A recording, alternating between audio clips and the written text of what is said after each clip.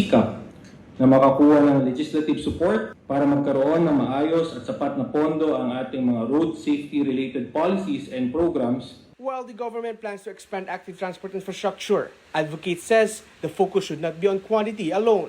They point out that many existing bike lanes still rely on painted markings and plastic bollards, which offer limited protection and are easily damaged. For them, the priority should be building protected and connected bike lane networks that can be safely used by people of all ages and skill levels. May tinatawag na 8 to 80 yung when it comes to active transport. Dapat it should be safe for children as young as 8 years old and to the elderly as old as 80.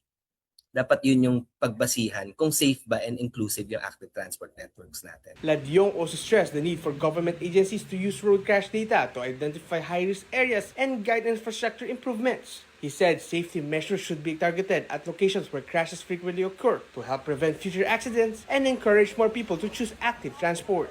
So pag ginawa nating mas maayos yung active transport networks natin, yung mga taong nahihirapan sa public transport, lalo na yung mga taong nahihirapan sa public transport, mas madali sa kanilang isipin na pwede pala sila magbisikleta or pwede nilang subukan magbisikleta.